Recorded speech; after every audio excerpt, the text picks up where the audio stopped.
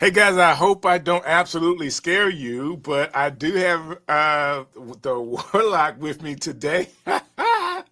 Hey Joe, how you doing?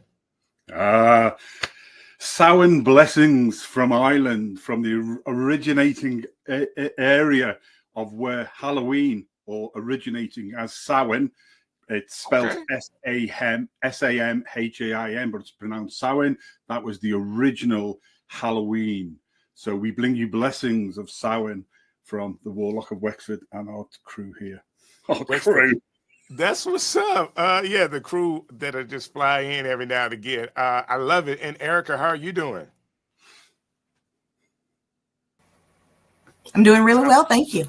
Man, great, great, great, great, great. So, this is an opportunity for us to celebrate a little bit. Happy Halloween to everybody. We are kind of going through some of the things that OneStream Live has to offer you and give you some ideas of celebrating Halloween and how you can do that with your live stream. That being said, Joe, I really need some more information from you. I did not know that our holiday actually originated there. Can you give me some more details on that? Yeah, absolutely. So, very briefly, in Ireland, we have two halves of the year, light and dark, and we have four, and then there's two smaller seasons that break up in between the two. So we have Beltanach, we have Imbolc, Lunasa, and then Samhain. And Samhain is actually the name Oscuelga in Irish for November and also for Halloween. And Halloween, Samhain as it was, date back thousands of years to when the Celtic pagans believed that actually it still exists now. There are three parts to the world, three worlds, if you like. So there's the living world, there's the world of the dead, and there's the world in between. And on the 31st of October, the veil between the two worlds is at its thinnest, which allows the spirits of the past and the she people, the furries, the ghosts, the puka, to come and visit us again. And this is where we get everything from. And then over the years, it was then taken by the Romans. Had a couple of festivals around this area here. Pomona being one of them. Pomona was the goddess of fruit and bounty and harvest and apples. Pomona, Roman for apple. And of course, that's probably where we get duck apple from and things like that. And then the Christians came, and then the Christians sort of then blended in, is the reality, like most things, around the existing festival there. So in the 4th century, Pope Gregory III created All Saints' Day on the 1st of November, All Souls' Day on the 2nd. Night before All Saints' Day was All Hallows' Evening, or All Hallows' Eve, Halloween. And that's where it came from. That's awesome. Joe, I didn't know you know all that, but that's really, really cool information. I knew some of that, but not all of it. And, nowadays is how Halloween that people celebrate, but a lot of people in our area like to, from a Christian standpoint, they like to celebrate it the day before, or they don't call it Halloween. They'll do trunk or treat kind of deals. Free candy night. Free. Basically, it's a candy day. That's what It's it the is. third biggest candy holiday. So what's the first? Easter. And Okay. then February 14th, what's that? Valentine's and Halloween. Valentine's. Okay. Well, I know that Sam's in our area has a lot of candy out. I know that for sure. Yeah, I've noticed that too. Yeah, and we get them over here too. The young one all dressed up, and again, we're not about stealing anybody else's thunder. It's when they come around and everybody's dressed up, in their Halloween gear.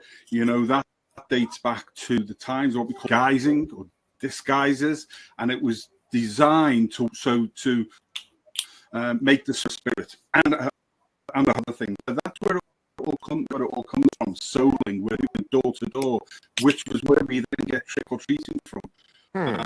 So a lot of these things are just, and then over the centuries, when the Irish diaspora went to the States, went to North America especially, the original pumpkin. See the propensity where you are over there. For us here, the original was a sweet turnip. So that's what we call the jack-o'-lantern. Was a sweet turnip, is what you're saying. Turnip, Not, yeah, okay. a turnip. It's much harder. It's much harder to dig out. It's a very, very, solid beast as a turnip. Right. The pumpkin is relating, but a new identity of the pumpkins is not forgetting things like the Puritans in New England, completely sacked it all off because it was like, pagan, Roman Catholic idolatry and all of that. So that's why in different locations, different things, same as Christmas, different things are celebrated at different times. But this is where the pumpkin, and I like the pumpkin. I think they're great. And I think what the kids do, I think in North America, you've really taken, some great designs. But originally, the original item that they carved out and carried with a light in it was the turnip. It's called. That's where the jack-o'-lantern comes from. And there's a story like later we're going to bore you about Stingy Jack and who Stingy Jack is and where that fits into jack-o'-lantern, which then fits into the pumpkin. So it all wraps around, all comes full circle, my friend. Wow, I like that. That is some real interesting information, and man, thank you for sharing a lot of that today, because people need to know. Like sometimes we get so used to it's Candy Day that you forget where it all comes from and what it's all about. I remember was that the guy, the Headless Horseman, is a big story around Halloween, right? Yeah. Again, another one of those. Another one of those. That's called the Dullahan, was the Headless Horseman. And there's a whole story behind the Dullahan as well. Because back in the day, it was believed that the inside the head was where the soul really was. And so if you took somebody's head off, that's how you killed them. But the Headless Horse Rider, the Ghost Rider, is actually an Irish myth called the Dullahan. Wow. You know what my biggest takeaway is from this, Joe? Ireland had their own language before English. Oh, yeah. Well, it still does, actually. Over the west, I'm over the east side, so south of Dublin.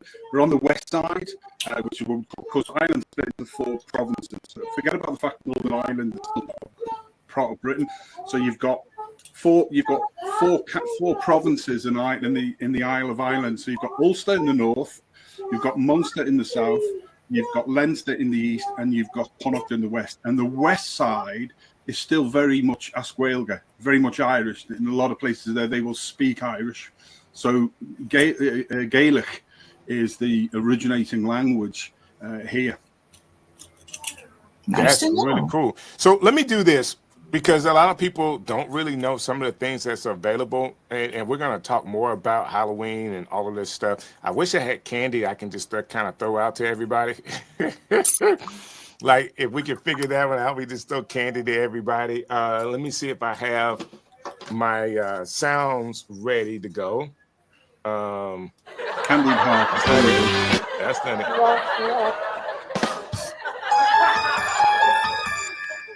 That's it. That's the one I wanted to use. That's my Halloween sound. Like when we get to something that's spooky, next time maybe we'll get Joe to tell us a spooky story, and I can just add. There we go. I'll have to put my hood up for that, though. Yeah, you had to put your hood back on. Right. And for whatever reason, it looked like the character from Star Wars. Oh, yeah. What was his name? What was the older guy in Star Wars? Darth Vader. No, not Darth Vader. It was he was the good guy that was coming to tell Luke Skywalker all the stuff he has to do. He was the guide. It's not really my Han Solo. Han Solo. Yeah. Sorry, yeah. It's not really my forte. Star Wars. It's not really your forte. Okay, I watched them all years ago, but that's as much as I know. All right. Here we go. So if you are doing a live stream and you're trying to figure out how you could add some of the aspects that you're seeing here today, you can't have Joe or the Warlock of Wexford. You can't have him, and you can't have myself or Erica, but you can have some of these background and overlays. So one of the things that I want to show you today, if you actually go into your overlays, and thank Joe for telling me all of this stuff, because he reminded me where all of this was at under your designs. So if you're inside of the studio, you can go to designs, and I have display names, logos, and backgrounds. And if I go to backgrounds, what do I have up now? I have one of the backgrounds up, but I want to change it. Let's see if we can find another good background for us to use that may be a little spooky. Let's try this one. That's not spooky. It's only spooky because of the jack-o'-lanterns. Is that the one for today? So this is the one I'm using, which I really like. So let's do this. Maybe if I pull off the overlays, you can see it a little better. Let's go. I'm gonna move this around and go to overlays, and I'll pull the overlays that I have off, which are the jack-o'-lanterns there at the bottom. Which, if Joe were telling you this, he would be telling you that it originated not as jack-o'-lanterns, but as turnips. Like, who knew? So in this background, they have programmed it really well, because you can tell not only is it's a moving background, which I really like. So let me see if I can change it to something else, and you can see the difference. Scroll back up. And I'm not showing the display on the background, in the back. I guess I should, but let's just go with a regular background. So this is the regular background. And Erica is giving me clapping hands. Thank you, Erica. I really do appreciate that. And there's nothing spectacular about this one, but it's just there, okay? And these are some other backgrounds you can use. But if you keep going, there is what they call bewitched background that is there for you. Boom. And you can add that in to show people your Halloween. It's moving a little slow for me. There we go. Which I think is really nice. So we'll go from this background, and I want to add in the overlays again to where, oh, thank you guys for the hand claps. That makes me feel really good. The spooky one. So here we go. So we got the jack-o'-lanterns there, and we should see there the ghost star. Check out the programming, Erica and Joe, on this, because jack-o'-lanterns are moving on top of a moving scene, but they also have the ghosts coming in, and the ghosts are over our videos. See what I'm saying? So it comes over the top of the videos, and of course there's some spiders moving up and down in here.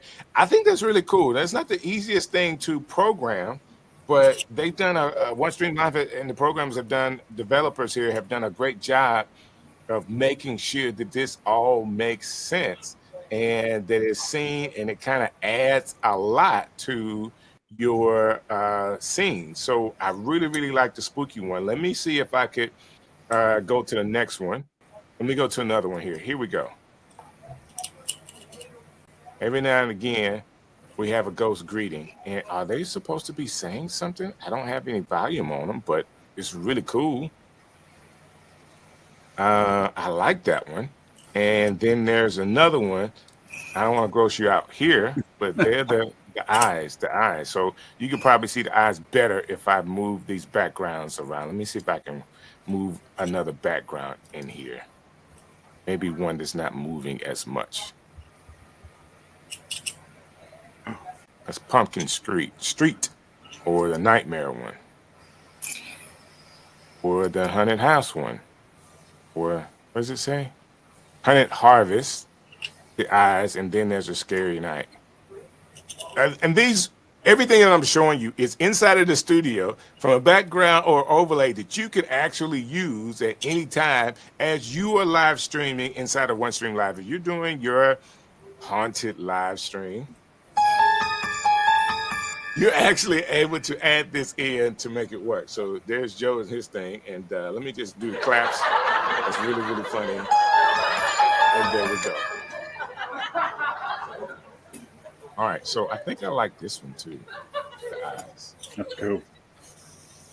Yeah, I do like the pumpkins because those, for whatever reason, I like the fact that they kind of stand out and the ghosts actually come through. And the witch. the hex. And the witch. Yeah, she comes through as well. The graphics There team we have go. done a phenomenal job, haven't they? There she goes. Phenomenal. Yeah, I thought they did a great job with that. And Yes, then very nice. I don't think I can loop this. But if you have music going on that is scary and spooky, then you're able to set the whole scene for what it's like for you to be able to have a spooky, haunted Halloween with OneStream Live. Now, this is included. Joe and Erica, they did this all for free. Okay, they just loaded it up in the system, and then you're able to do use these backgrounds, use these overlays to help you make your live stream during this time of year the best. Now, this is Monday in our area, Joe, so it is the 31st. Is that the same for you? Halloween there is the 31st? It is, yeah. And are you saying they also celebrate All Saints Day and all of that as well? So is it 3 Well, days worth of celebration? Yeah, well, the whole period is really classed as All Hallows Tide. So you've got the 31st, which is Halloween from All Hallows evening, the day before, and then All Saints Day is the first, which Pope Gregory III brought in the 4th century to be able to remember all of the martyrs and the saints in the church, and then in the second as well, because I think that was originally one of the Roman ones, and that's also. And of course, don't forget, this is celebrated across the globe at the same period. You know, so in Mexico, for example, Dia de los Muertos, the Day of the Dead. You know, so everybody has the around the same period. So you can understand why Christianity, if you like, brought it into that same period. Although I would caveat, just as another thing, when we talk about Christianity bringing that, they were more what druids back then, pagan druids, as opposed to, you know, like a priest that we would know, reverend type thing. So again, we tend to put a modern slant, a modern viewpoint on things that we don't really understand. Like, it's easy to put in a box, but it's just a fascinating journey, and everything really is about the cycle of life. So here, so Samhain, for example, Halloween, it is the beginning of the dark period, where in the cycle of life, and that's really where it comes from. Summer's over, the harvest has been in, we're going into a cold season, and this is the very beginning of it on the 31st. I like it. I like it. And you can continue with the information because I'll be asking you more questions. Let me do this.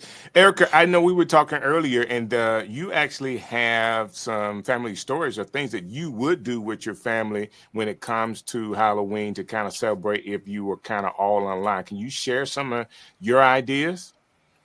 Well, on Wednesday, we're going to go into our family's Facebook group, and we're going to do a live stream, and we're all going to tell either ghost stories or our own personal encounters with the things that aren't really there. Okay. That's really cool. So do you have any childhood stories about Halloween or anything like that? So, you know, some good memories of getting candy or anything like that? I love free candy night. That's what we called it because it's literally free candy night. We would take our pillowcases because we've all learned the hard lessons about those little plastic bags that they don't hold up. And when you're dragging your aunt to take you to 3 different neighborhoods so you can fill up those little plastic bags. This one story, it really hurt my feelings. We were running from house to house. A cousin of mine got tripped up by a tree root, and he lost all of his candy in a ditch. But my aunt says, it's okay. We got 2 more neighborhoods to go. And we went to the neighborhood, and we all laughed at him, saying how much more candy we had than him. But my aunt, his mom, had us pour all our candy out into a pile, and she divvied up. That truly hurt my feelings because I did not want to share. I did not want to share. I bet it did.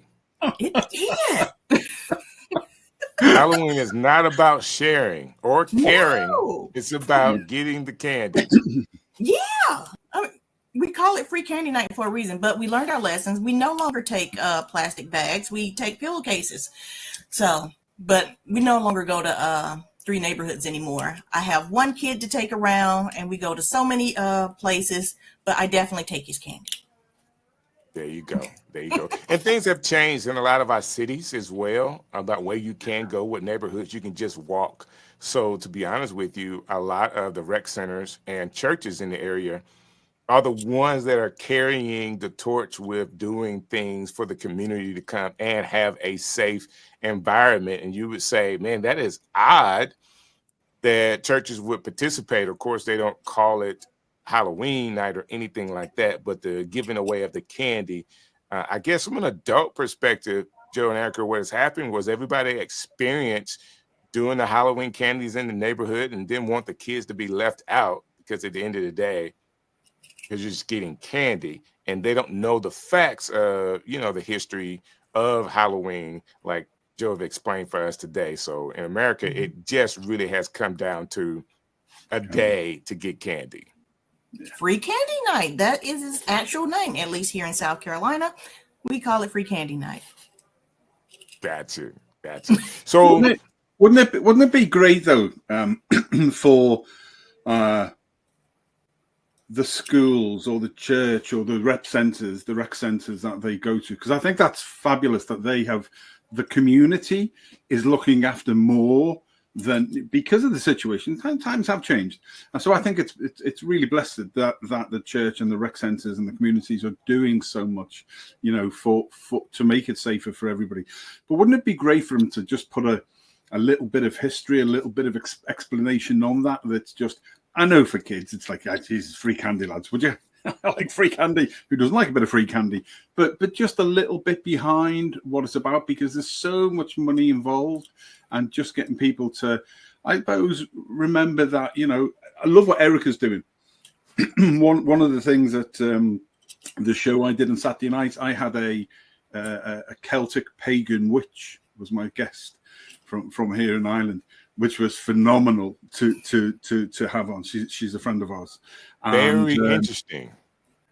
Extremely, and it's available on the OneStream Live YouTube channel. Check that out. Well, I got to be a part of the replay gang. Yeah, but I think that it's being able to. Here's an idea, Erica. I love the fact that you're getting your family together, because that's, for me, that's a lot of what it's about, remembering people and remembering the stories and bringing the community together. But who do you remember in that group? And I'm not singling you out, because I do this with my own kids. Like, on All Saints Day and All Souls Day, that around that, who do we remember? Just to say somebody's name.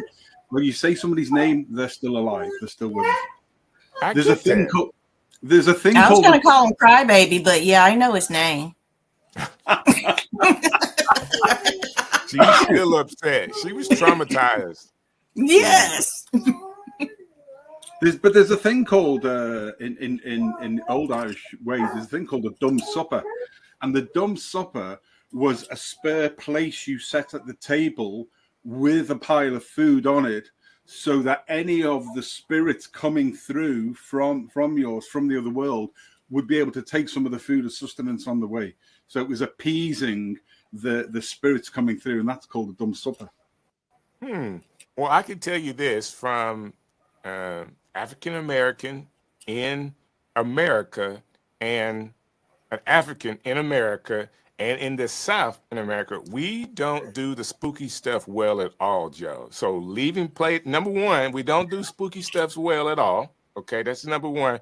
And the number two thing is we will absolutely not waste food, especially for somebody that's probably dead. He gone. He not eating none of this. He called it, Joe. It's totally true what he said. Oh my goodness, that is. But I do understand all of that, and I understand why we wouldn't do it. My grandmother didn't play that. She didn't allow me to not eat all of my food. Yeah. We're just gonna stack food up for somebody that's gone. He better not come back. So let me tell you this quick story. My Uncle Charles had passed away, and we were at his house cleaning out his house. My mama and my brother were there, and they both said they saw our Uncle Charles. And said, I said, hey, they said, hey, or he said, hey. And my mom, she already had a house, so she tells my brother, "This is a free house for you. You can move in anytime." He says, "No, thank you." She says, "Why not?" He says, "Because Uncle Charles is still there." And he said, "Hey, you said, hey, what's the big deal?" He's like, "I don't want to live with dead people." Yeah. Wow. There you go. There you go. That is funny. We do not like spooky stuff, Joe, at all. And is there something from historical precedence, or is it just the nature of what causes that? Why is that so? I think That is a good question. That is a really good question, and it's universal for real. So we're talking about, in America. So we will be African Americans, but this could be Black people from Africa. We do not like spooky things. I don't know what it is. Yeah. And you talk. I mean, you'll watch it all of the movies and stuff. If something happens, a noise happens, we're gone. We're not investigators. Like Joe, No. you would be like, "Hey, there's a noise. I wonder what that is." No, sir. But my good cousins, my brother and sister in America, you do two things. In every program you produce, you've got a dark cellar with a noise, and then somebody goes down. Who goes? I wouldn't go into a dark cellar. And then you've got a wooded area that you go into. It's like, why would you go into the? And this whole fear of the dark. And this is where the dark season. So 1st of November really is the beginning of that dark season where actually you're worried about whether you will survive through that dark season, that dark period. So I think that's the same for everybody. It's just adopted by. So it's fascinating for me to hear that that's just something that now don't when you really say do. When you say dark season, you're in Ireland, and based on where you are, latitude, longitude, the dark season is you have days that the light is just shorter light period, right? Is that when you say dark period, that means how many hours of light would you get during the dark period? Oh, well, when we talk about the dark period, we're talking about winter. So, so yesterday our clocks went back an hour, so we get more daylight during the day. So, but it would get dark here. Like I was out in the woods doing some fitness with the dog before, and at 5:15 here. So that's about half 12, half midday for you in Eastern time. It was dark. It was spooky. There was no one else in the woods. It was just about me. You're saying about 5 o'clock it was dark. Yeah, it was starting to get dark already. Yeah, okay. Spooky. And then, so we in October we go back an hour, so we get a bit more daylight during the day. But the dark season really is winter. So it's that quarter of the year, really, or from November really through to February, which is then the next season comes. So you come out of that dark period, and that's the time where, again, the animals hibernate. The trees shed, hence you call it the fall. And all of that is, if you like, from a Celtic pagan perspective, the earth mother, as she is known, has given all of her bounty for the year. And then she comes into this period where it's rest period for her as a planet, and then comes back out again in February for the next season, where effectively we're going into spring, aren't we? And that's how it's perceived in the pagan world. I get it. Learning so much. In our season, I guess would be somewhere close to that. Erica, if I'm not wrong, maybe 6 o'clock it starts to get dark in the winter. Yeah. I want to say we're all in the Northern Hemisphere. At least I think. I can't see. Well, I think Ireland would be a little bit more north than us. So I'm thinking, I don't know. Would it be equal to, like, from the American continent? Would Ireland be closer to like where Canada is, higher on the higher north? Yes, it would be. Yeah, for sure. Yeah, for sure. I get it. And they, of course, would have longer winters and darker winters than we would. I mean, it gets down to, I know in Alaska there are days that may be almost 24-hour dark. So 23 hours of darkness based on where they are, longitude, latitude. And I couldn't do that. I'm born in the South and in May. So, Joe, I have Oh, to absolutely have to have the sun. Like if I don't have the sun, okay, if I can't see it at some point, like if weeks go by and I don't see the sun, I am in a terrible mood. I was gonna say, well, being closer to the equator, we should have just a little bit more sun, but we're both in the northern hemisphere still. Yes, yes, still in yeah. the northern hemisphere. And to be honest with you, most people live in the northern hemisphere. I don't know why we go from Halloween to now. What's this? Would be more geography or something like this, but more people live in the northern hemisphere for whatever reason.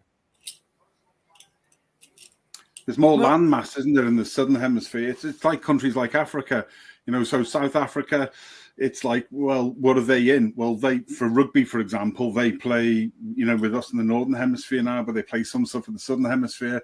But I think you're right. The southern hemisphere seems to be sort of landmass wise. If you take Australia, massive landmass, but actually Right, it's dotted in a few areas, isn't it? Really, right. In the So I think the northern part of landmass, Australia. Uh-huh. yeah. So I think that the landmass may be bigger, but it's yeah. We're I, supposed to be talking about spooky things like these eyes right here that you can get on OneStream Live. It is really simple, guys. It is all inside of your studio. So if you're going live, I remember when we released the studio as an all-in-one streaming platform for you, where you didn't need a third party, you didn't need to connect to a third party. You go right into OneStream Live, and OneStream Live can then push you out to 40 plus social media sites. And now they have all these great backgrounds. They have a way for you to have people come in and be guests on your show. Everything that you're seeing right now, me do, along with Joe and Erica, is actually done inside of the studio of OneStream Live. So if you're someone that's watching this and yes, you feel like really, really spooky because of all the things that it has to offer, you can do the same thing, whatever plan that you may have. Guess what? You're able to pull off a Halloween holiday live stream to support whatever you're doing, whether you have a product, a service, a widget that you want to promote. You can do it in the theme of Halloween, and it's all in the studio for free for you. Okay. All right, Joe, I didn't tell my Halloween story, and I had to be very thoughtful because I grew up in a community in the South that we had a couple of streets that we played football in. We played basketball in one of my neighbor's yard. I had a neighbor who actually became my college roommate that actually put up, I'm not joking, he actually put up a wrestling ring in his backyard. The ropes were hose pipes. I mean, he actually did it. He did a great job. I didn't like wrestling with them because they were wrestling in the grass, and I got to be at an age that I didn't just like wrestling in the grass. I'll play football with you, but I'm not just wrestling with you, okay? And but that neighborhood was about 2 or 3 roads, and we would just go. I mean, I remember going house by house because they all knew each other, or we all knew each other, getting candy upwards until I was a teenager. And then we'll find some kids in the neighborhood to go with to make it look like we're taking kids along. But of course, we had our bag of candies out too. And it was really, really fun doing that until you age out and you're not able to do that anymore. You have to buy your own candy. Well, that was my story growing up, just the community that it was very safe because everybody knew each other. We just go house to house, 2 or 3 streets until we had our bags full. And then it was on because for the next couple of days, we didn't need real food because we were eating candy all day. Yes. And there's no age limit on going trick-or-treating. There's an age limit on wearing a mask. I think that's 13, but still, you can dress up. Erica, there's clearly an age limit on going trick-or-treating. You got it. Like when I said I was a teenager and we took some little kids from the neighborhood. Now, we took some kids because we wanted to get it. Now, once you get older, you can only go with other people, and you can only, like, when you take your kid, you can't have a bag too. Yeah, yes, you can. Oh my God, Yes, you Erica, are can. you going? Yeah, I am going. Yes, I am. You will see me and my 9-year-old, but I'm definitely going to because I like free candy. Oh, that's what's up. That's what's up. I completely get it. I completely get it. And that's going to be fun for people. It just will be. I know that from a kid's perspective, you feel a whole lot better when your mom go with you, to get the candy. It's just a great time of year because I believe nothing. Joe, I will be honest with you. The way we do Christmas in America, there's nothing that can beat Christmas. But leading up to the holiday season, getting the candy is good. The next thing is Thanksgiving, where all the family gets together, and then you go into, from a young person perspective, a child perspective, going to Christmas and getting all these gifts. I mean, it's just a great time of year. Well, it is, and it's. I think because we don't have Thanksgiving here, Okay. and again, I'm not going to preempt. We've got a 4-part mini series on Christmas and the history of Christmas. Okay, that's cool. Starting earlier, coming up in December with OneStream Live, but the whole thing, so where Thanksgiving came from, when the Puritans came on the boat and didn't want any of that idolatrous papist type stuff, so that was Christmas was banned basically, and then Thanksgiving came from being thankful for what they had there in the new world. In the new world, right? Such an important festival, I think, for people to embrace. I often, on this side of the world, I often think your Thanksgiving is bigger than Christmas for a lot of people, because I think there seems to be an awful lot more. The holiday season, what you're talking about, is elongated. So once you get over the candy period, now you then go into the Thanksgiving. But that always seems to elongate the holiday season through. And I can't remember the dates. Forgive me, but they're on Kwanzaa. Is it Kwanzaa? Yes, it is Kwanzaa. Around the Christmas, and all but all of those, that's quite a long experience. Even I think that's longer than even the Romans had back in the original day when they had Saturnalia and stuff. But isn't it great for bringing families together? And that's what it's all about. You've had the harvest in the year, the family comes together, we all stop, or we try to stop, and in this mad, crazy, overpaced world, I think anything that you can do that brings you and your family and your loved ones together to celebrate being together and having some food from the bounty is a blessed thing to be done. I think so as well. And I'm sorry, Joe, I'm in the part of the world that understands that, from American standpoint, we're driven off consumerism. So a lot of these holidays are so very commercial, to where it, the meaning behind them has gone away.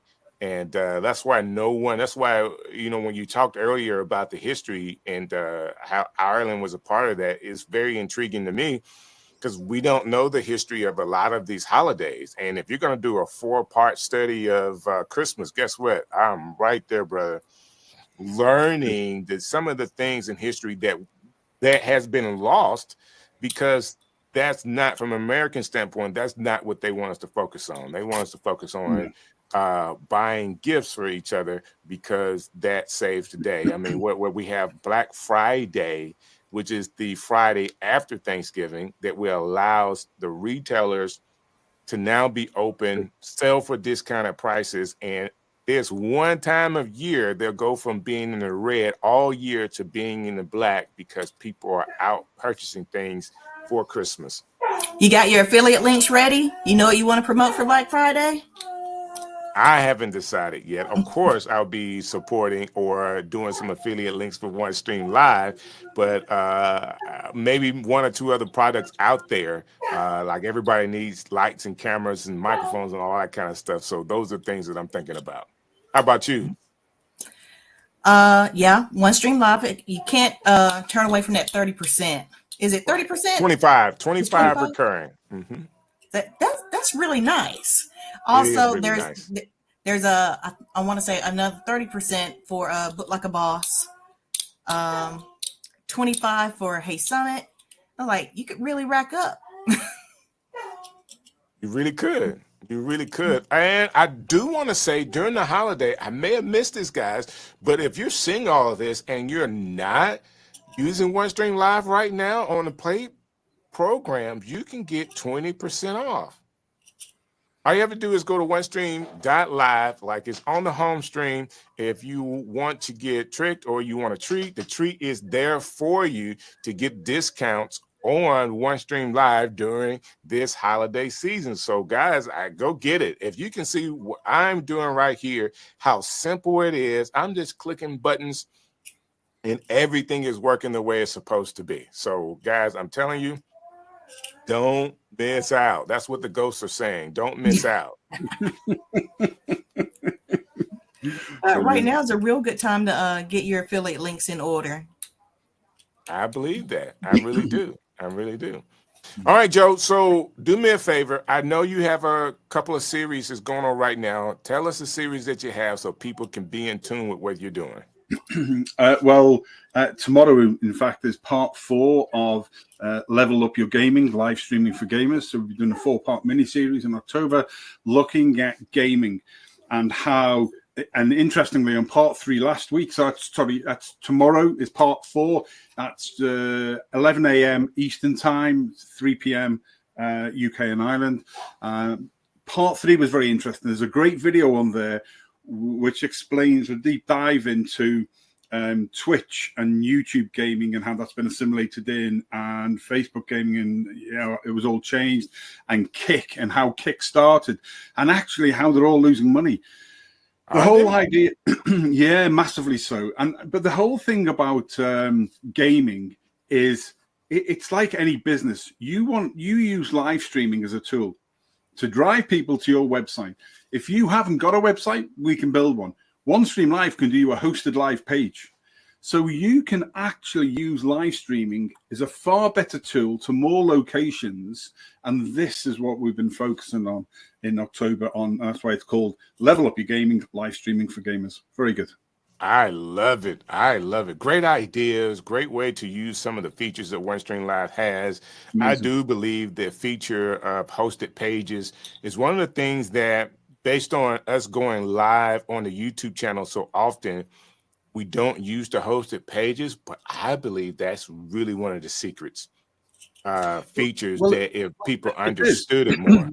It is, because I think that's what sells it. There's nobody else where you can go directly, simply live to your own website with a permanent link that you give to your web person, and whenever you go live, it goes live into your website.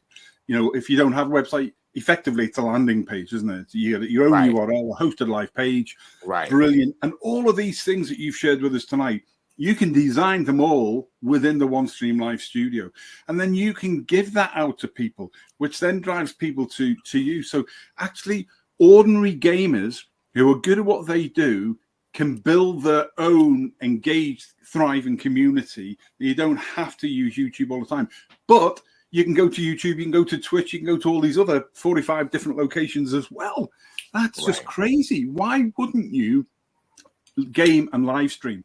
And I think that's the future of where a lot of gaming is going for. A lot of ordinary mid-level people. There's something there that they haven't necessarily thought about, because it's all been about Twitch, or it's all been about Kick, or it's all been about these others. But having your own capability, that's mind-blowing, brother. Wow. And you absolutely have said something that Erica says all the time. Like, why wouldn't you go everywhere? Yep. And the ability to take email addresses with the OneStream Live hosted pages. I mean, yes, it's nice to stream to Twitch and YouTube, but to have that email address and to connect with them, I mean, you can get kicked off of YouTube anytime. I'm not sure about Twitch, but YouTube would definitely say, you're not welcome here anymore. Right. But as long as you got those email addresses.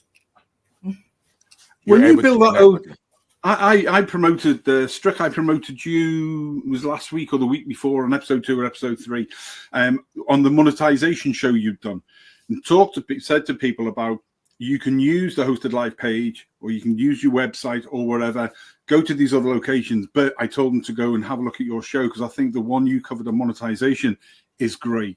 Because sometimes we look at, people like Ninja or Pokimane not getting away from the Halloween thing, some of these top gamers, but actually there's an awful lot of people out there who are great at engagement, and they build a family within a family. And your monetization video, which is on OneStream Live's channel on YouTube, is a must-watch, I believe, for anybody who wants to get different ideas of how they can simply use live streaming, use OneStream Lives, and make money with the tricks and tips that you gave them. Well, I appreciate you doing that. I do believe in it. And I believe that, live streaming doesn't have to be a hobby. I mean, you can really make it more than a hobby if you're going live and you're putting your own resources in it. There is a way for you to get those resources back. And if you're smart about it, and if you're really trying to do it the right way, Erica mentioned it, basically you can have a paywall in front of your live pages or your hosted pages for someone to even be able to see it on your website or as its standalone landing page. And you don't have to save the world every time, but if you know anything about gaming, if somebody pays $5 just to get in to view that game, all you got to do is multiply by how many people came and showed up, right? But a lot of people also have ways to donate, which the live page will do, or the hosted page will do, have a way for you to donate while you are there, which is a big thing in live streaming for people to give. They give in ways of stickers or in thank yous, or the way they can just click a button and say thank you, and it's right there. That is a big deal. But get the candy, get the stickers, get the monetization, allow people to be able to donate to you while you are doing your live stream. That is a big deal. So there's so much going on right here at OneStream Live. Don't miss it. Joe, tell me again when your show is so we can be sure to talk about it. Every Tuesday at 1100 hours Eastern time, which is 1500 hours, 3 p.m. in the afternoon, UK and Ireland, but 1100 hours Eastern time. And they're all available, as all the OneStream Live shows are, but I go live every Tuesday. That's awesome. And Erica, I know you're gearing up for the holidays. Tell us the next place we can catch you. I haven't done a live show in a while, but what I have been doing is taking my 300 episodes and chopping them up. So if you see me supposedly live, because OneStream will let me do that, it's most likely a clip from a pre-recorded video. I love it. You got to be able to use that technology. That's another feature that people are sleeping on, being able to play pre-recorded video as live. Let me say this, because I've talked to you guys, and I wish Matt was here to hear this as well.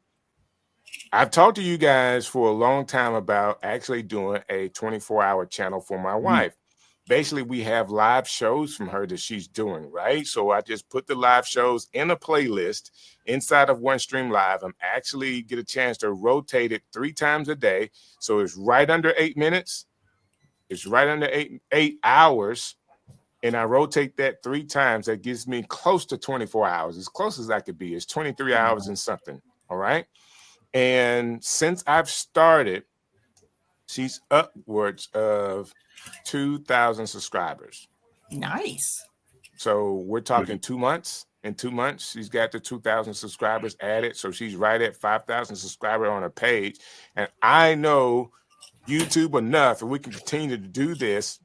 Once the algorithm knows what you're doing and knows where to send you, it just starts to gangbust. You go from 2,000 subscribers in a month to 5,000 subscribers to 10,000 subscribers, just because the algorithm knows where to send your information based off of what you're producing.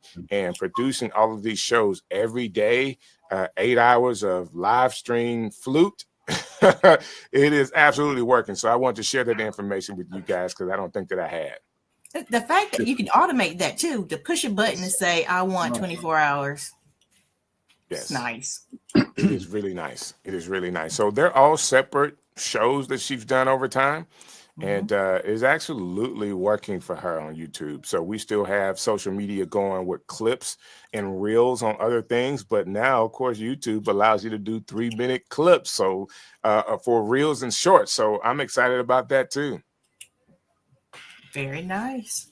Very nice. All right, guys, I don't want to hold you any longer, but thank you so very much for hanging out with us today. Joe, you got to put your hood back on for me. I've got one more quick story for you if you want it. Oh, let's get it. Let's get it. Yes, I would love to Right. hear it. So as we started the show, we'll finish it. So the pumpkin. So the story of a man. Come closer, boys and girls. The story of the man. Back in the day, Jack tricked the devil 3 times, and when he died, he could neither get into heaven nor hell. So he was given by the devil a piece of coal, which he then put into a hollowed out turnip, and that is the Jack of Lantern.